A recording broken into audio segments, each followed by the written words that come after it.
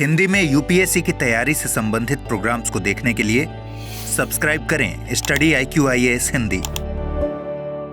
नमस्कार, बहुत बहुत स्वागत है आप सभी का स्टडी IQ IAS हिंदी में। मेरा नाम है अतुल जैन। तो भाई, भारत में लैंगिक समानता या असमानता ये अपने आप में एक बहुत बड़ा मुद्दा हमेशा से रहा है। हम सभी जानते हैं कि दुनिया की सभी सभ्यताओं में, सभी संस्कृतियों में महिलाओं के साथ ऐतिहासिक तौर पे भेदभाव किया गया है। ये बात तो हम जानते हैं और इसमें कोई डाउट नहीं होना चाहिए। मतलब इसको लेकर कभी भी आपके दिमाग में संशय नहीं होना चाहिए कि दुनिया में ऐसी कोई सभ्यता, कोई संस्कृति नहीं है जिसने महिलाओं के साथ गलत ना किया हो, जिसने महिलाओं के साथ भेदभाव ना किया हो। कुछ ने कम किया है, कुछ ने ज्यादा किया है, किया सबने है। तो इस महिलाओं के साथ जो अंतर होता है, महिलाओं के साथ जो एक असमानता होती है महिलाओं को लेकर, इसको नापने के लिए एक ग्लोबल जेंडर गैप इंडेक्स बनाया गया है। और इस ग्लोबल जेंडर गैप इंडेक्स की नई रिपोर्ट जो है वो आज आ गई है। 2024 की ग्लोबल जेंडर गैप इंडेक्स की रिपोर्ट आई है। इसमें भारत ने कैसा किया है, दुनिया ने कैसा किया है, अगले 5-7 मिनट में मैं आपको इसके बारे में बता दूंगा। तो कृपया जो है इस चर्चा से जुड़े रहें और इस वीडियो के अंत तक आपको पूरी तरह से समझ में आ जाएगा कि इस मुद्दे पर आपको क्या पता होना चाहिए। लेकिन चर्चा शुरू करने के पहले मैं आपको बता दूं कि भाई, हमारा P2I बैच जो है उसको लेकर एक सेल लगी है, एक ऑफर लगा है, जिसमें आप AJ लाइव कोड लगा के अब ये बैच आप ले सकते हैं 25,999 में। अभी तक 27,999 रुपए आपको देने पड़ते थे इस कोर्स से जुड़ने के लिए। अब आप 25,999 रुपए देकर ही इस बैच से जुड़ सकते हैं। 2,000 रुपए का डिस्काउंट आपको मिल रहा है। रोज 3 घंटे की live class, mentorship, daily practice questions, pre और मेंस के क्वेश्चंस आपके रोज चेक होंगे, आपको इवैल्यूएशन होगा, फीडबैक मिलेगा। साथ के साथ जो है आपको प्री और मेंस की टेस्ट सीरीज मिलेगी। 18 किताबें आपके घर पहुंचेंगी। और अगर आप प्री क्वालिफाई करते हैं तो मेंस की तैयारी के लिए आपको हम दिल्ली बुलाएंगे। आपका रहना, खाना, पढ़ना सब कुछ इसी खर्चे में समावेशित होगा। तो आज ही आप AJ लाइव कोड लगाइए और इस बैच से जुड़ जाइए। अपनी तैयारी को एक सही आकार प्रदान कीजिए। चलिए, तो सबसे पहले हम बात करते हैं ग्लोबल ये जेंडर गैप इंडेक्स की। इसको हम जल्दी से समझ लेते हैं। तो यार, इस तरह के मामलों में सबसे पहला और सबसे इंपॉर्टेंट सवाल जो यूपीएससी पूछ सकती है वो क्या है? क्योंकि याद रखें, जो भी हम पढ़ते हैं, हमारे पढ़ने का पर्सपेक्टिव हमेशा यूपीएससी ओरिएंटेड होता है कि भाई यूपीएससी इससे क्या पूछ सकती है। तो पहला सवाल जो आ सकता है वो ये आ सकता है कि यह जारी कौन करता है। 4 नाम दे देंगे आपको। वर्ल्ड बैंक जारी करता है, UN जारी करता है। तो याद रखिएगा, वर्ल्ड इकोनॉमिक फोरम, विश्व आर्थिक फोरम जो है, वर्ल्ड इकोनॉमिक फोरम नाम का जो संस्थान है, यानी कि विश्व आर्थिक फोरम, ये जो है, ये संगठन इस रिपोर्ट को जारी करता है। ठीक है जी। तो ये रिपोर्ट जो है, ये रिपोर्ट जारी की जाती है, हर साल आती है। ठीक है। तो ये रिपोर्ट 2006 से शुरू की गई थी, हर साल जारी करता है वर्ल्ड इकोनॉमिक फोरम, इसको जारी करता है। ठीक है, ये बात क्लियर हो गई। तो इसमें, इसके पहले इसके विचार को समझिए, उसके बाद डेटा वेटा तो बहुत सिंपल है। इसका विचार क्या है? ये ऐसा मानता है कि इसमें आपको एक स्कोर दिया जाता है। और स्कोर क्या होता है कि 100% समानता के, अगर मान लीजिए 100% समानता क्या है, जहां पर आपके समाज में पुरुष और नारी में कोई फर्क ही नहीं है। और देखिए, याद रखिएगा, क्योंकि वर्ल्ड इकोनॉमिक फोरम है तो निश्चित तौर पे थोड़ी आर्थिक मानसिकता इनकी ज्यादा होती है, आर्थिक समता पर ही ज्यादा ध्यान देते हैं। आपको क्राइटेरिया बताऊंगा। तो ये मानते हैं कि 100 का जो स्कोर है, 100 का स्कोर जो है वो क्या होता है? एकदम परफेक्ट समानता, जिसको हम कहते हैं आदर्श समानता, कि भाई आपके समाज में तो फर्क ही नहीं है कि कोई आदमी है कि औरत है।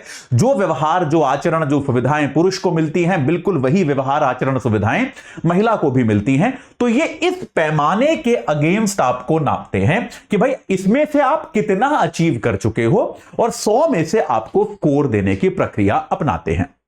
ये देखते हैं कि आपका स्कोर जो है कहां जा रहा है। अगर 100 परफेक्ट समानता है तो उसमें आपका स्कोर किधर है, इस तरह से ये आपको नापते हैं और इस नापन के आधार पे आपको रैंक करते हैं। ठीक है भाई, क्लियर हो गया? एकदम सिंपल सी बात है।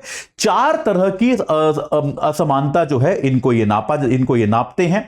ठीक है, तो इसमें 4 तरह की असमानता जो होती है वो क्या होती है? 4 प्रमुख इनके आधार हैं, 4 प्रमुख क्राइटेरिया हैं। वो 4 आधार जो हैं वो क्या हैं? इसके 4 क्राइटेरिया। ये सवाल पूछा जा सकता है, इसको याद रखिएगा।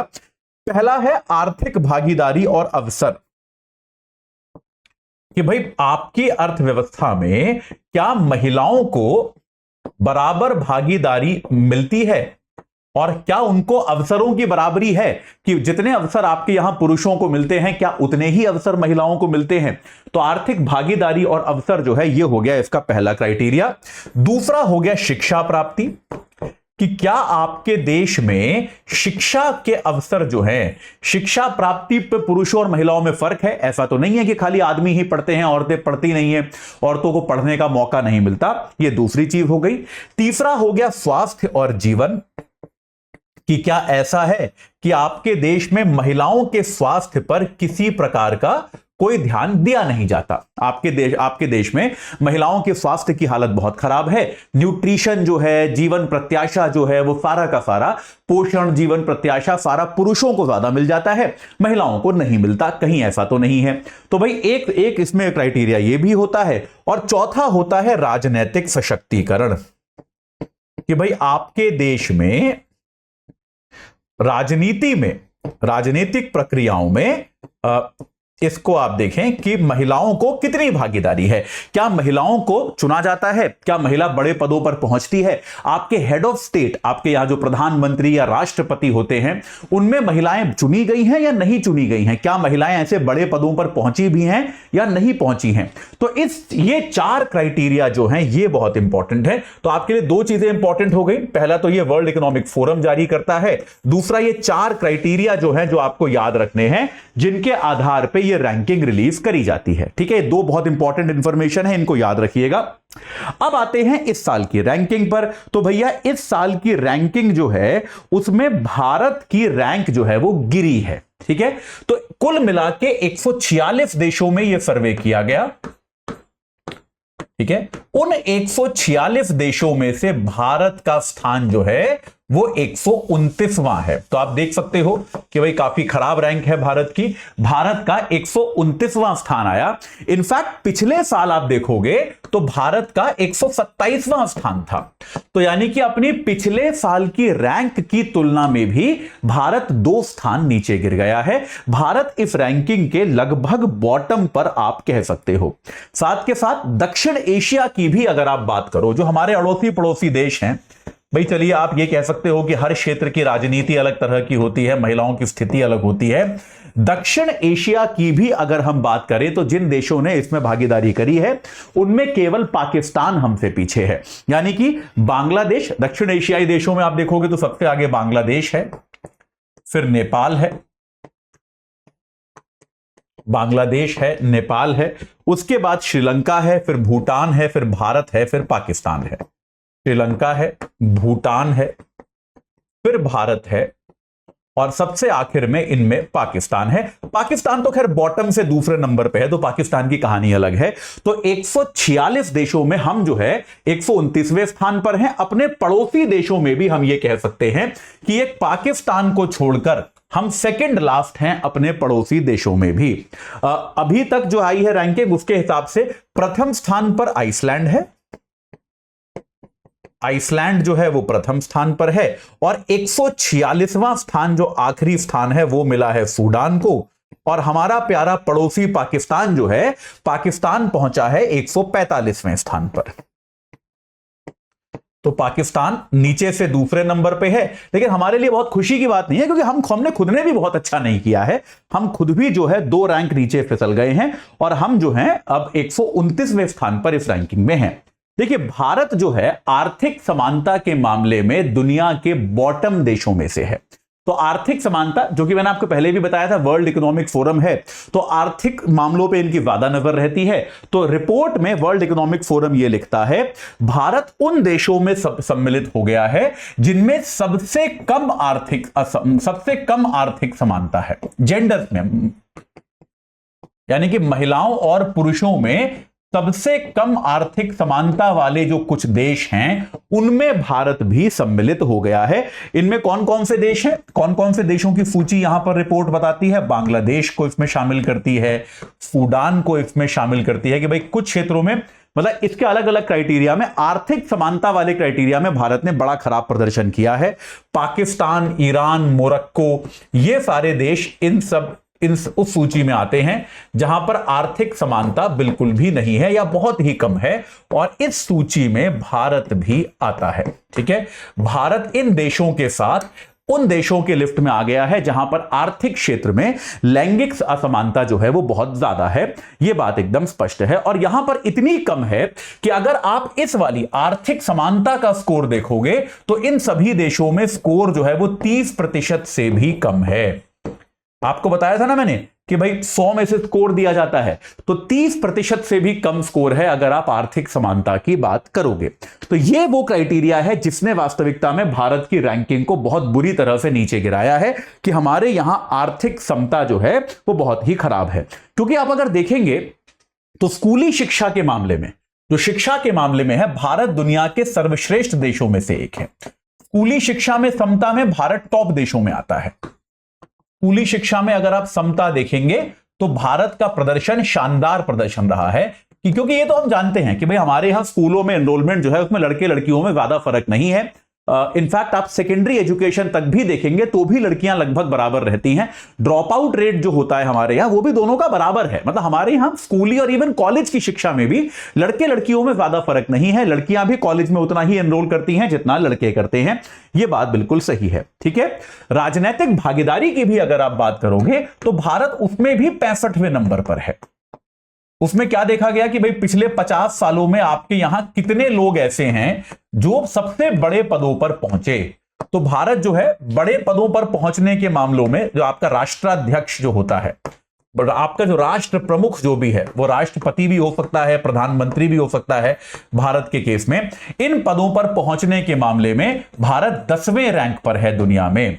भाई हमारे यहां हमने देखा है कि महिला प्रधानमंत्री भी हुई हैं, जैसा कि हम जानते हैं इंदिरा गांधी काफी समय प्रधानमंत्री रही।